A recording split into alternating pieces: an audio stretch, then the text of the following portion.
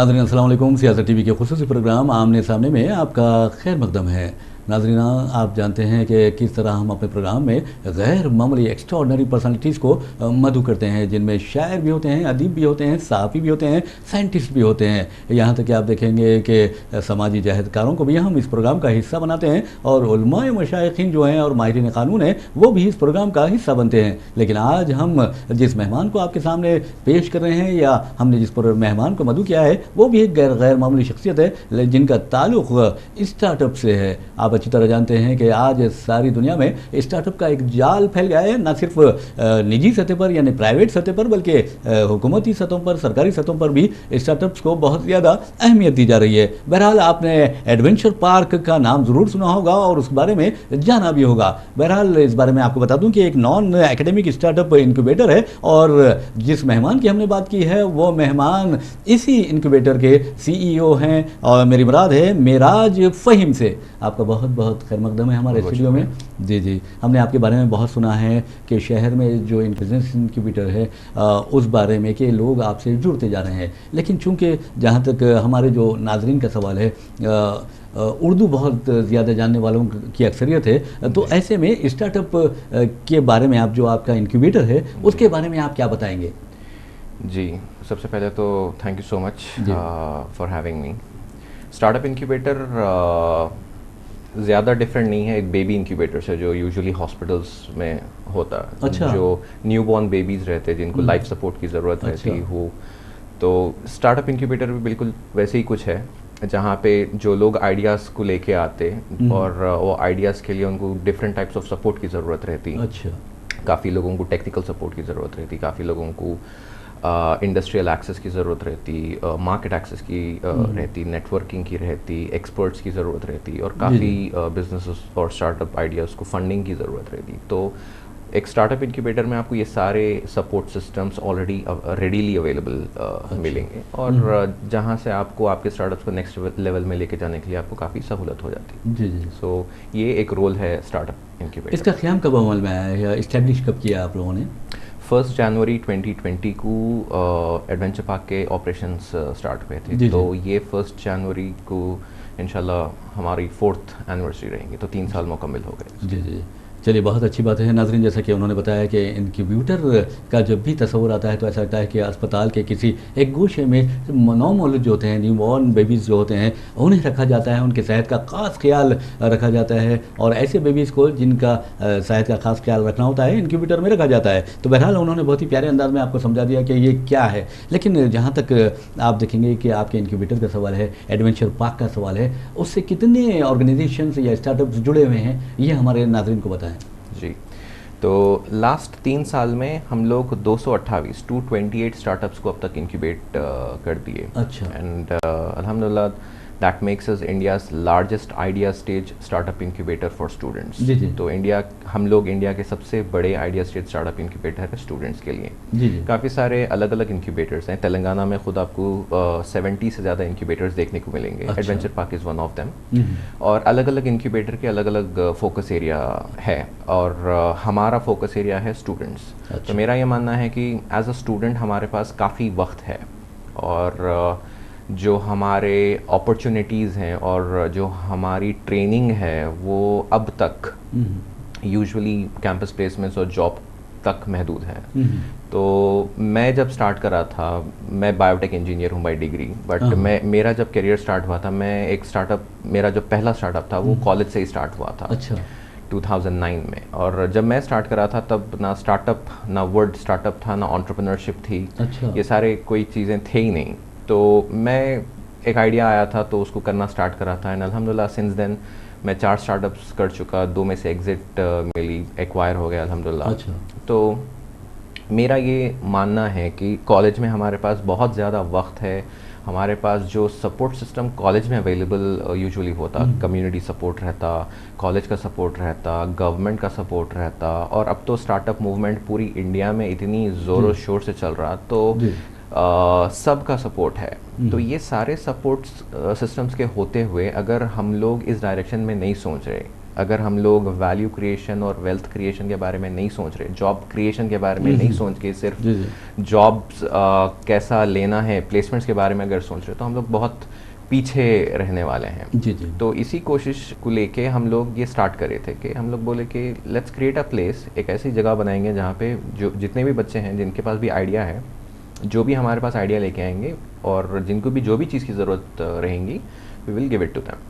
अच्छा, ये बताइए, आपने चलिए लोगों की मदद भी की है स्टार्टअप शुरू करने में, तो कौन से ऐसे अहम स्टार्टअप्स जो आप लोगों ने मदद की है, उन्हें शुरू किया है, उस बारे में कुछ बताएं। वैसे तो जैसा मैं बताया आपको, तकरीबन 250 स्टार्टअप्स हैं हमारे पास, 228 स्टार्टअप्स हैं अब तक।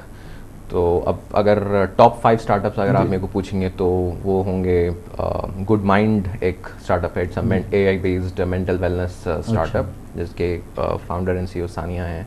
Another startup is Bioreform. Bioreform manufactures 100% biodegradable carry bags. अच्छा, जो प्लास्टिक पोल्यूशन हो रहा, और आगे आने आप ये देखेंगे कि प्लास्टिक तकरीबन बैन हो चुकी है। तो प्लास्टिक का जो अल्टरनेटिव है वो हमारा एक स्टार्टअप है बायोरिफॉर्म करके। अच्छा। एंड हम लोग इनफैक्ट फंड भी करे थे बायोरिफॉर्म को, we were the initial investors in Bioreform, और अब माशाल्लाह से they are doing extremely well. आपको बायोरिफॉर्म का प्रोडक्ट काफ़ी सारे रेस्टोरेंट्स में यूज़ होता हुआ मिलेगा, काफ़ी सारे बिजनेसेस यूज़ कर रहे। तो ये सेकेंड है। और एक कंपनी है हमारी कॉल्ड टॉर्क इलेक्ट्रिक। अच्छा। ये एक EV स्टार्टअप है, इलेक्ट्रिक व्हीकल स्टार्टअप है। अच्छा। Maaz Ahmed Khan is the founder of Tork electric. और आइडिया बहुत सिंपल है, आपकी एग्जिस्टिंग व्हीकल को हम लोग इलेक्ट्रिक व्हीकल में कन्वर्ट कर देते हैं 6 घंटे के अंदर। अच्छा, बैटरी और मोटर्स के साथ। तो इससे आपका जो पेट्रोल का खर्चा है वो लॉन्ग टर्म में बच जाता है और आपकी गाड़ी टेक्निकली फ्री हो जाती है। मिसाल के तौर पर अगर एक 2 व्हीलर गाड़ी है तो उस पर कितना खर्चा आएगा? जी, पेट्रोल अच्छा बनाने के लिए तो अलग अलग जैसे कि आपने कहा 6 घंटों में हम आपकी गाड़ी को इलेक्ट्रॉनिक व्हीकल बना देंगे, तो फिर कैसे बनाएंगे? वो प्रोसेस तो काफ़ी सिंपल सा प्रोसेस है। We replace the engine with the motors and batteries. और खर्च कितना आएगा? आपकी कैपेसिटी के ऊपर डिपेंड करता है। अगर आप बोल रहे हैं कि आपको 100 किलोमीटर का आपका रोज़ का ट्रैवल है, तो उसका कॉस्ट अलग है, 200 का कॉस्ट अलग रहता। अच्छा। और बैटरी की कैपेसिटी का कॉस्ट अलग रहता। तो उस हिसाब से हमारे पास 4-5 वेरिएंट्स हैं। आपके लिए जो भी मुनासिब है, आपको जो चाहिए उस हिसाब से आपका बजट रहेगा। तो it starts from anywhere between 20,000 से लेके 1 लाख तक के ऑप्शंस हैं। अच्छा, आपके बारे में मैं कुछ अभी देख रहा था, नेट पे देख रहा था, वहाँ पर मैंने देखा कि आप हुकूमत तेलंगाना के साथ भी रहे एज ए इनोवेशन फेलो के तौर पर। हाँ। तो वहाँ क्या आपकी जिम्मेदारी थी, क्या काम था आपका? जी, तो एडवेंचर पार्क से पहले मेरी जो रोज़ी रोटी है, मेरा जो प्राइमरी बिजनेस है, वो मेरा कोडिंग बूट कैंप है, the hacking school. In fact the hacking school is India's first coding boot camp, जहाँ पे हम लोग बच्चों को कोडिंग सिखाते। अच्छा। तो कोडिंग बूट कैंप करते टाइम पे ये अपॉर्चुनिटी मेरे सामने आई थी, innovation fellowship with the ministry of IT, government of Telangana. अच्छा। एंड वो लोग देख रहे थे ऐसे लोग जिनके पास आइडियाज़ हैं स्टेट की इकोनॉमी को इनोवेशन ड्रिवन बनाने में, जो हेल्प कर सकते हैं। जी जी। तो Alhamdulillah, I was one of the first 6 innovation fellows selected from across the country to be part of this initiative. अच्छा। तो वहाँ पे मेरा जो मैंडेट था वो था इंक्यूबेटर्स और एक्सेलरेटर्स का डेवलपमेंट। इससे पहले मैं इंक्यूबेटर्स के साथ बिल्कुल काम नहीं कर रहा था। अच्छा। तो जब मैं गवर्नमेंट के साथ काम करना स्टार्ट कर रहा था, तो I started looking at Hyderabad में जितने भी इंक्यूबेटर्स है, मैं उनके CEO से मिलना शुरू करा, उनके स्टार्टअप से मिलना शुरू करा, इंक्यूबेशन मैनेजर से मिलना शुरू करा, उनके चैलेंजेस क्या हैं और ऐसी कौन सी चीज़ की कमी है जिससे हमारे जो इंक्यूबेटर्स और स्टार्टअप्स हैं वो सिलिकॉन वैली लेवल तक नहीं पहुंच सक रहे, राइट? और ऐसा क्या हम लोग कर सकते हैं जिससे उनको वो हेल्प मिलेंगी। तो ये करते time I fell in love with the whole incubator thing. अच्छा। तो इसके बाद में इत्तेफाक से US जाना हुआ मेरा, और वहाँ पे मैं एक्चुअली इंक्यूबेटर मॉडल स्टडी करा स्टैनफोर्ड में और वाई कॉम्बिनेटर से। अच्छा। तो तब मैं सीखा कि वहाँ पे क्या अलग हो रहा। अच्छा। और वहाँ पे वो लोग ऐसी कौन सी चीज़ें कर रहे, उनका जो प्रोग्राम है वो कैसा डिलीवर हो रहा, उनका जो मेथडोलॉजीज़ हैं क्या है, वो सारी चीज़ें स्टडी करके मैं वापस आया और एडवेंचर पार्क में हम लोग अप्लाई करें और अल्हम्दुलिल्लाह रिजल्ट्स आपके सामने हैं। एक बात, जैसे कि आपने दौरे अमेरिका की बात की और वहाँ बताया कि सिलिकॉन जो वैली है वहाँ और यहाँ जो फ़र्क है वो किस तरह देखते हैं आप? प्राइमरीली तो कल्चरल डिफरेंस है, वहाँ का जो माइंडसेट है वो काफ़ी अलग है। और जैसा हम सबको मालूम है कि 18-19 साल के बाद में बच्चे को इंडिपेंडेंट रहने में वो लोग काफ़ी रखने में बिलीव करते, और हमारे पास 18 तो दूर की बात है, 28 के बाद में भी बच्चों को वो फ्रीडम ऑफ एग्जीक्यूशन, लिबर्टी और क्रिएटिव लिबर्टी तो देते ही नहीं। तो अगर हमारे पास वो कल्चरल चैलेंज है, सो सबसे बड़ा फ़र्क कल्चरल डिफरेंस है। वहाँ पे बच्चा अपने खुद ही से कुछ भी कर सकता, कमाना शुरू कर देता, तो उसको सेंस आ जाती कि क्या सही है क्या गलत है, मेरा करियर बढ़ाने के लिए मेरे को किन चीज़ों की ज़रूरत है, क्या चीज़ें सीखने की ज़रूरत है, किन लोगों की ज़रूरत है, खुद से वो लोग करना शुरू कर देते हैं। यहाँ पे हम लोग काफ़ी डिपेंडेंट है एडवाइस के लिए, हम लोग काफ़ी डिपेंडेंट हैं हमारे जो अतराफ़ लोग हैं ख़ानदान में, अगर हमारे कज़िन्स कुछ करें तो वही हमारा फ़र्स्ट ऑप्शन बन जाता, या फिर आपके वालिद साहब के दोस्त के बेटे अगर कुछ कर लिए तो फिर आपका वो फ़र्स्ट ऑप्शन बन जाता, ना कि आपके स्किल्स के बेस्ड पे, इंटरेस्ट के बेस्ड पे, आपके एक्सपीरियंस के बेस्ड पे, आपके विजन के बेस पे कुछ नहीं होता यहाँ पर। जी। तो ये सबसे बड़ा फ़र्क है। जी। एक सवाल ये मेरे जहन में आ रहा है, और मैं समझता हूँ कि हमारे जो व्यूअर्स हैं उनके भी जहन में ये सवाल ज़रूर आएगा कि आपने जो कोडिंग बूट कैंप की बात की है, द हैकिंग स्कूल, तो ये नाम क्यों रखा, हैकिंग स्कूल क्या मतलब है इसका, मतलब क्या आप मैसेज देना चाहते हैं आप? हैकिंग का मतलब है कोई भी चीज़ को जल्दी से जल्दी कर देना, ना कि कोई चीज़ के अंदर चोरी से घुसना, जो हमारी अंडरस्टैंडिंग है, इंडियन मार्केट में अंडरस्टैंडिंग है। यूएस में अगर आप गए तो वहाँ पे a hacker is someone who gets things done fast, we hack our way into stuff, right, 100% ethical and 100% legal. तो हैकिंग स्कूल का मतलब ये था, और ये नाम रखने का मकसद ये था कि आप आके जल्दी से जल्दी प्रोडक्ट डेवलपमेंट सीख के प्रोडक्शन फ्लोर पे चले जाते। तो 3 महीने में हम लोग एनी नॉन टेक बंदे को हम लोग कोडर बना देते। अच्छा। तो ये आइडिया था behind the hacking school. In fact हम लोग 2 साल पहले इंडिया का first CS engineering program launch करें। 1 year CS engineering, computer science engineering program. So जो इंजीनियरिंग आप 4 साल में नहीं सीख सकते वो हमारे पास 1 साल में सीखते हैं। हम लोग अब तक ऑलरेडी 2 बैचेस ग्रेजुएट कर चुके हैं, हमारा 3rd बैच अभी स्टार्ट हुआ, और अल्हम्दुलिल्लाह 100% प्लेसमेंट जो प्राइमरी क्राइटेरिया यूजुअली लोग देखते वो तो है ही है। बट अपार्ट फ्रॉम दैट हमारे काफ़ी सारे ग्रेजुएट्स खुद की कंपनीज सेटअप करे, हमारे ग्रेजुएट्स दूसरे ऑप्शंस एक्सप्लोर कर रहे हैं, मास्टर्स के लिए जा रहे हैं। तो जी इनोवेशन। अच्छा, ये बताइए कि चलिए हमारा शहर है हैदराबाद एक तारीखी शहर भी है, तालीमी लिहाज से भी बहुत आगे है, लेकिन आप क्या समझते हैं, और स्कूल्स जो है, कॉलेजेस है, इंस्टीट्यूट्स है, उसका एक जाल फैला हुआ है, एक नेटवर्क है, तो क्या इंजीनियरिंग कॉलेजेस भी उसमें शामिल किए जा सकते हैं? तो क्या आप लोगों ने उनकी कभी मदद की है? क्या आपके सर्विसेज उन्होंने हायर की हैं? हम लोग जब स्टार्ट कर रहे थे ये आइडिया हम लोग उनके पास लेके गए थे, और to be very honest initially तो काफ़ी फ्रिक्शन मिला, काफ़ी रेसिस्टेंस मिला, लेकिन आई थिंक वो लोग अपनी जगह सही थे। यही उनका मानना था, यही उनका बोलना था कि बच्चे नहीं करते ये सब, वो लोग पढ़ाई नहीं कर रहे, ये तो उनके लिए है ही नहीं, उन लोग पढ़ लिए तो बहुत है, इस तरह की बातें होती थी। लेकिन हम लोग इनकी बातों को नज़रअंदाज करके हम लोग स्टार्ट कर दिए, और बच्चे हमारे पास आना शुरू हुए, और काफ़ी अल्हम्दुलिल्लाह जस्तजू के साथ, काफ़ी सिंसियरिटी के साथ बच्चे काम करे, काफ़ी जुनून के साथ काम करे, और रिजल्ट्स जब सबके सामने आना स्टार्ट हुए तो काफ़ी सारे कॉलेजेस हमारे पास फिर हमारे को रीच आउट करे, और हम लोग ऐसे 70+ कॉलेजेस को अब सपोर्ट कर रहे हैं। वेरी गुड, बहुत अच्छा। और हम लोग काफ़ी ओपन हैं, हम लोग हर कॉलेज के साथ काम करते हैं, engineering college, medical college, arts and science, degree college, commerce, कोई भी कॉलेज रहने दीजिए, हम उनके साथ काम करते। Student is a student, any student with an idea, we help them. आपके बारे में जानने की कोशिश कर रहा था, उस दौरान मुझे पता चला कि maths.ai, उस बारे में मैंने देखा है, तो मैं चाहूँगा कि मैंने तो पढ़ लिया है, लेकिन जो हमारे व्यूवर्स हैं उनको बताएं कि आखिर ये maths.ai क्या है।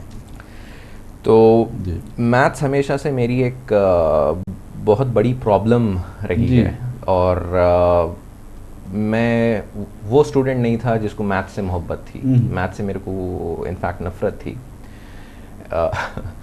तो कभी भी कोई भी मैथ्स का डाउट होने दीजिए, टीचर को पूछना मेरे से मेरे लिए काफ़ी मुश्किल था। हाँ। और अगर मैं हिम्मत जुटा के पूछ भी लेता था तो मेरे को कभी सही से रिस्पॉन्स मिलता नहीं था। अच्छा। कि तुम सुन रहे नहीं थे, तुम ये नहीं कर रहे थे, तुम वो नहीं कर रहे थे, ये करके आओ, वो करके आओ। तो अभी एआई के दौर में कोई ऐसा प्रॉब्लम नहीं है जो एआई सॉल्व नहीं कर सकता। अच्छा। तो अभी मैं 2 महीने पहले यूएस में था और मेरा एक भांजा है 10 साल का, तो उनकी भी मैथ्स की वही प्रॉब्लम थी। अच्छा, तो जो मैं बोला मामू की थी। जी हाँ। तो मैं बोला जो मेरे साथ हुआ वो इनके साथ नहीं होना चाहिए, and I started exploring options. तब थोड़ा सा एक्सपेरिमेंट करने के बाद में मेरे को पता चला कि AI can solve this problem. तो मैं फर्स्ट प्रोडक्ट बना के मेरे भांजे को दिया, एंड उज़ेर है उनका नाम, एंड उन्होंने जब ट्राई करे ही लव्ड इट। अच्छा।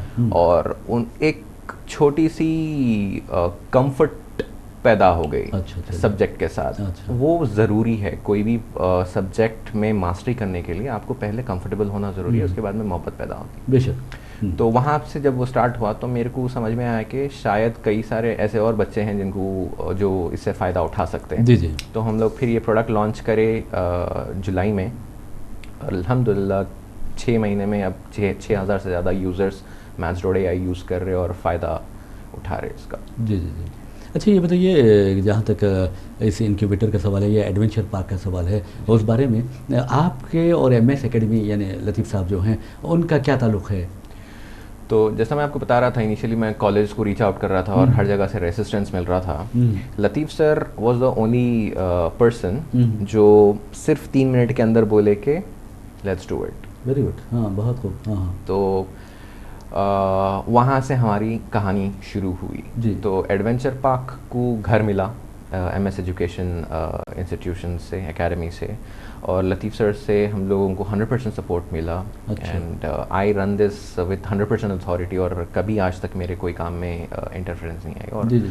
जो भी आप ये देख रहे, जितना भी हम लोग प्रोग्रेस कर रहे अल्हम्दुलिल्लाह, तो ये हमारे बोर्ड ऑफ डायरेक्टर्स के सपोर्ट की वजह से हुआ। Latif sir is the chairman of Adventure Park. जी जी जी। तो ये हमारा बहुत अच्छी बात कही है। लेकिन जहाँ तक आपने कहा है कि कोडिंग के बारे में हम बात करते हैं, क्योंकि आज बहुत ज़्यादा अहमियत बढ़ गई है कोडिंग की, लेकिन आप क्या समझते हैं कि कोडिंग का क्या फ्यूचर है? अगर हमारे बच्चे कोडिंग सीखते हैं तो उनके आगे क्या फ्यूचर है उनका, ये बताएं आप। जी देखिए, बहुत सिंपल सी बात है, और ये बात मैं काफ़ी टाइम से लोगों को बताने की कोशिश कर रहा हूँ। 6 साल से मैं ये बात बोल रहा हूँ कि पहले जैसा हम लोग सोचते थे कि इंग्लिश आना ज़रूरी है। English is a language of communication, और इंग्लिश आना ज़रूरी है। अगर इंग्लिश नहीं है तो आपको सोसाइटी में थोड़ी सी प्रॉब्लम, चैलेंजेस हो सकते हैं। कोडिंग भी बिल्कुल वैसी ही एक लैंग्वेज है, और अगर आपको बेसिक कोडिंग जानना आगे चल के सबके लिए इम्पोर्टेंट होने वाला है। क्योंकि हमारी ज़िंदगी में जो डिवाइसेस आ गए, हर चीज़ इंटरनेट और रिमोट कंट्रोल्ड हो गई। हर चीज़, आपके फ़ैन से लेके, टीवी से लेके, फ्रिज से लेके, कंप्यूटर्स और रोबोट्स तो है ही है, यानी डिजिटल डिवाइसेस। बिल्कुल। तो 100% कंप्यूटराइज्ड ज़िंदगी हो गई हमारी, और आगे जब आप देखेंगे फ्यूचर में सेल्फ ड्राइविंग कार्स, ये सारी चीज़ें और भी ज़्यादा कॉमन होने वाली हैं। तो अगर आप ये सारी चीज़ों को कंट्रोल करना नहीं सीखेंगे तो ये सारी चीज़ें आपको कंट्रोल कर लेंगी। जी जी। तो ये बेसिक इम्पोर्टेंस है और ये बेसिक नेसेसिटी है बेसिक कोडिंग की। लेकिन दूसरी वजह कोडिंग सीखना ज़रूरी इसीलिए भी है क्योंकि ये जो ज़माने में हम लोग रह रहे, राइट, अगर आपके पास, आपके हाथ में इंटरनेट है और अगर आपको कोडिंग आई तो you have the power of creating something. अच्छी बात। आप प्रॉब्लम सॉल्व कर सकते हैं, और आप जितने ज़्यादा लोगों के प्रॉब्लम सॉल्व कर सकेंगे, आपकी सोसाइटी में उतनी ज़्यादा अथॉरिटी और पावर रहने वाली है, right. And more importantly business perspective से भी अगर आप देखें कि अगर आप 1 करोड़ लोगों के लिए प्रॉब्लम सॉल्व कर सकें, अगर आप कोई ऐसी चीज़ बनाए जो ज़्यादा से ज़्यादा लोगों के फ़ायदे काम आ रही, उनको फ़ायदा हो रहा उससे, तो फिर there is no looking back. तो power of creation, coding gives you the power of creation. जो भी आइडिया है, क्रिएटिविटी, बिल्कुल क्रिएटिविटी एक्सप्रेस करने का एक तरीका है। अच्छा। और designers are important, coders are important, और ये सारी ऐसी चीज़ें हैं जो सारी चीज़ों के ऊपर हावी होने वाली हैं। डॉक्टर्स ले लीजिए आप, इंजीनियर्स को, I am not talking about engineers alone, I am talking about every profession. Robotic surgery आ गई, जी हाँ।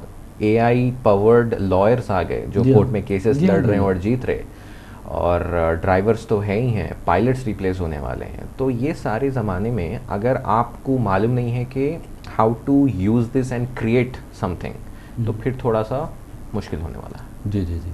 बहुत अच्छी बात कही। बहरहाल नाज़रीन, आपको बता दूँ कि जहाँ तक मेराज फ़हीम का सवाल है, हमने बहुत मुख्तलिफ़ सवालात किए हैं, लेकिन जहाँ तक इंसान की ज़िंदगी का ताल्लुक़ होता है, उसके कैरियर का ताल्लुक़ होता है, तो उस पर गहरा जो असर होता है उसके पेरेंट्स का होता है। तो हम चाहेंगे मेराज फ़हीम से कि वो अपने पेरेंट्स के बारे में बताएँ। और जैसा कि आपने कहा है कि मैथ्स में आप कमज़ोर थे, लेकिन आज मैं समझता हूँ कि आप जिस अंदाज़ में कहा कि बायोटेक्नोलॉजी इंजीनियर हैं आप, तो आप क्या समझते हैं कि आपने उस पर काबू पा लिया था जो कमज़ोरी पर? ऑब्वियसली अब जो भी हूँ मेरे पेरेंट्स की वजह से हूँ, और मेरे वालदा का बहुत बड़ा, सबसे ज़्यादा रोल और सबसे बड़ा रोल उन्हीं का है।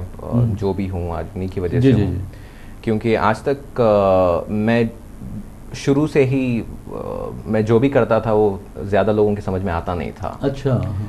तो लेकिन आज तक कोई ऐसी चीज़ नहीं थी जिसके लिए मेरे वालदा मेरे को कभी रोके। She let me experiment, she let me explore. अच्छा। लेकिन हाँ, काफ़ी बार ऐसा होता था जब उन्होंने डोरी पकड़ के पीछे खींचते थे। अच्छा। जो ज़रूरी भी है। अच्छा, अच्छा। तो जितने भी मेरे एक्सपेरिमेंट्स हुए और जितने भी मेरे स्टार्टअप्स हैं और जितने भी मेरी चीज़ें हैं, वो ऑफ कोर्स वालदा की सपोर्ट की वजह से है, उनके इंस्पिरेशन की वजह से है। और बहुत बड़ा जो रोल था, जैसा आप बता रहे थे कि पेरेंट्स का और फैमिली का सबसे बड़ा इम्प्रेशन रहता, तो हमारे घर का माहौल भी कुछ ऐसा ही है। और मेरे वालिद साहब, although I did not get to spend a lot of time with him, I was very young, but एक चीज़ जो मेरे जहन में बैठ गई थी वो ये है कि आप जो भी कर रहे हैं लोगों के काम आना ज़रूरी है। बहुत अच्छी बात कही। तो यहाँ से तो जितनी भी सारी चीज़ें हम लोग सोचते या करते, सबसे पहला मेरी चीज़ यही है कि इससे किसी का फ़ायदा हो रहा क्या। ये बहुत अच्छी बात है। बहरहाल नाज़रीन, आपको बता दूँ कि जहाँ तक मेराज फ़हीम का सवाल है, उनके पेरेंट्स की बात मैंने की है, तो आपको ये बताना ज़रूरी है कि उनके वालिद शुजात फ़हीम मरहूम हैं, और जो फ़रहत सुल्ताना जो है उन्होंने माँ की बात की है। तो मुझे हदीस याद आ रही है प्यारे नबी सल्लल्लाहु अलैहि वसल्लम की। प्यारे नबी सल्लल्लाहु अलैहि वसल्लम ने किसी ने पूछा कि मेरे माँ बाप में कौन हुस्न सलूक के ज़्यादा हक़दार हैं, तो प्यारे नबी सल्लल्लाहु अलैहि वसल्लम का ये जवाब था कि तुम्हारी माँ, तुम्हारी माँ, तुम्हारी माँ, फिर तुम्हारा बाप। यानी माँ को उन्होंने 3 मरतबा कहा कि आपके हुस्न सलूक की हक़दार माँ होती है। और यकीनन जिस तरह मेराज फ़हीम ने कहा कि फ़रहत सुल्ताना ने जिस अंदाज़ में उनकी तरबियत की और जिस तरह उनकी हौसला अफज़ाई की, उसी हौसला अफज़ाई के नतीजे में मैं समझता हूँ कि आज वो इस मकाम पर पहुँचे हैं और आज स्टूडियो के उस कुर्सी पर बैठे हैं जहाँ पर कई अजीम शख्सियतें बैठा करती हैं। तो बहरहाल नाज़रीन, हम चाहेंगे कि जिस तरह कोडिंग के बारे में उनसे पूछा है, लेकिन जहाँ तक पेरेंट्स की बात भी हमने कर ली है, लेकिन जो टीचर्स होते हैं वो बहुत ज़्यादा अहम होते हैं, जो स्कूलिंग होती है वह भी बहुत ज़्यादा अहमियत रखती है। तो आप अपनी स्कूलिंग के बारे में बताएं।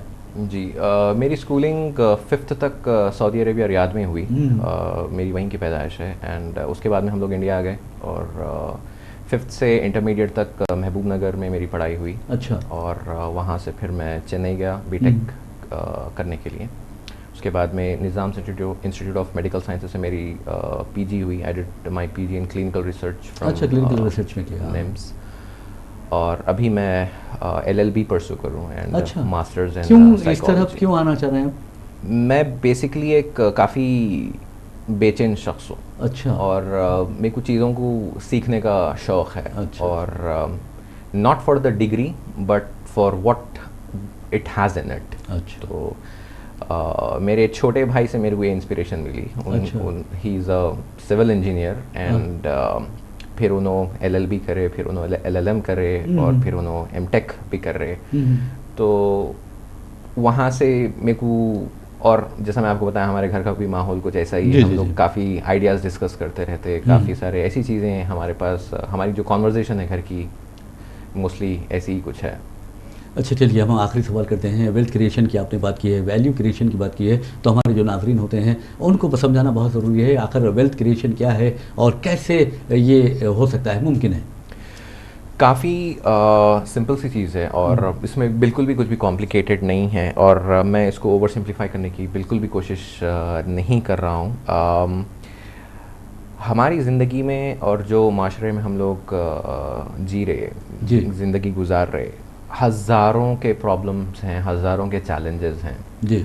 और अगर आप थोड़ा सा करीब जाके इनको देखेंगे, ये प्रॉब्लम्स को और चैलेंजेस को देखेंगे, तो आपको हर प्रॉब्लम में एक अपॉर्चुनिटी नज़र आएंगी। जितने भी हमारे पास आप हैदराबाद में ले लीजिए या फिर इंडिया में ले लीजिए या फिर ग्लोबली भी ले लीजिए, जितने भी सक्सेसफुल एंटरप्रेन्योर्स बनेंगे वो लोग हैं जो प्रॉब्लम्स को करीब से देख के उनको सॉल्व करने की कोशिश करें।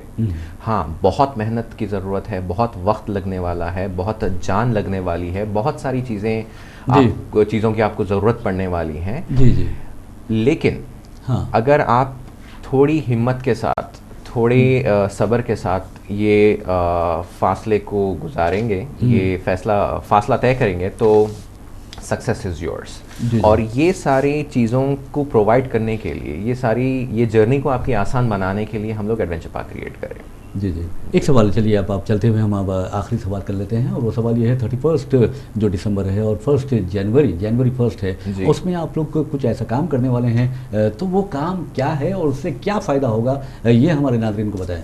जी, 31 दिसंबर और 1 जनवरी को we are organizing founders fest, the great Hyderabad business challenge के नाम से, जहाँ पे हम लोग 200 से ज़्यादा स्टार्टअप्स और स्मॉल बिजनेसेस को इनवाइट कर रहे हैं।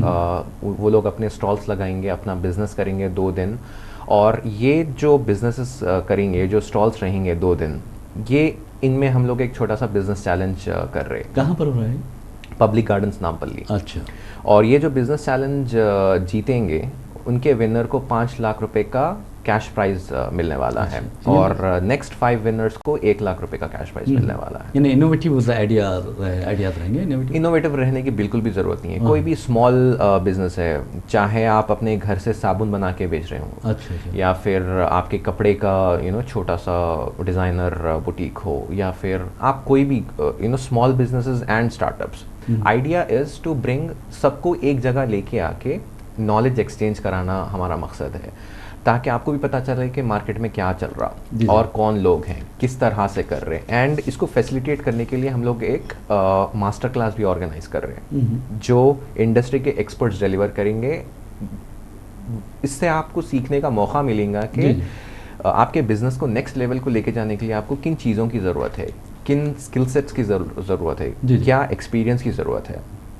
ये चीज़ों का बेसिकली एक्सेस बिल्कुल भी नहीं है हमारे स्मॉल बिजनेसेस को। तो ये प्रोग्राम के ज़रिए हम लोग इन लोगों को कनेक्ट करना चाह रहे हैं एक्सपर्ट्स से, ताकि इनको सीखने का मौका मिले और बिजनेस चैलेंज के थ्रू जीतने का मौका मिले। बहरहाल नाज़रीन, ये जो 31 दिसंबर और जैन 1 को जो इन लोगों का प्रोग्राम हो रहा है, आपको ये बता दूं कि पब्लिक गार्डन यानी बाग आमा में हो रहा है। और आप हुस्न इत्तेफाक से बाग आमा वो जगह है जहाँ पर सनती नुमाइश का आगाज़ हुआ था, और आज आप देखेंगे कि सनती नुमाइश की भी तैयारियाँ हो रही हैं, और 31 यानी दिसंबर को या जनवरी 1 को उसका इनाग्रेशन यहाँ पर होने वाला है, यानी नुमाइश मैदान पर। तो बहरहाल नाज़रीन, हमारी ये रिवायत रही है अपने प्रोग्राम की कि हम अपने मेहमान से एक मैसेज ज़रूर देते हैं प्रोग्राम के इख्तिताम की जानिब बढ़ते हुए। तो बहरहाल हम चाहेंगे कि आप हमारे जो रिव्यूअर्स हैं और सियासत अखबार के जो रीडर्स हैं उनके लिए एक मैसेज दें, कॉम्प्रहेंसिव मैसेज दें, मुख्तसर मैसेज दें। जी, मेरा मैसेज काफ़ी सिंपल है। 2 चीज़ें मैं आपके सामने रखूँगा। एक, दुनिया में कोई ऐसी चीज़ नहीं है जो इम्पॉसिबल है। तो आप जब कोई चीज़ को अचीव करना चाह रहे, कोई चीज़ आप ड्रीम कर रहे, तो dream as big as you can, dream as much as you can, क्योंकि आपका काम सिर्फ ड्रीम करना है, करने वाली ज़ात अल्लाह की है। सो आप अपनी कैपेबिलिटीज़ को नज़र में रख के मत ड्रीम करिए, ऊपर वाले के हिसाब से ड्रीम करिए। दैट्स 1। 2, ऑल्दो हमारे पेरेंट्स के पास शायद उतनी नॉलेज या एक्सपीरियंस या सोसाइटी का अपग्रेडेड वर्जन उनके पास नहीं होगा, उनके पास इंफॉर्मेशन नहीं होंगी, बट जितनी भी आप सक्सेस आपके करियर में, आपके लाइफ में अचीव करने वाले हैं, that is going to come from the blessings of your parents. तो दुनिया में कोई ऐसी चीज़ नहीं है, चाहे आप कितने भी बड़े हो जाओ, रिस्पेक्ट योर पेरेंट्स। बहुत ही प्यारा मैसेज इन्होंने दिया है, और मेराज फ़हीम के इसी प्यारे मैसेज के साथ हम अपना प्रोग्राम आमने सामने अख्तिताम को पहुंचाते हैं। अपने मेज़बान मोहम्मद रियाज अहमद को इजाज़त दीजिए। इंशाल्लाह फिर मुलाकात होगी, फिर बात होगी। तब तक के लिए अल्लाह हाफ़िज़। आपका भी बहुत बहुत शुक्रिया।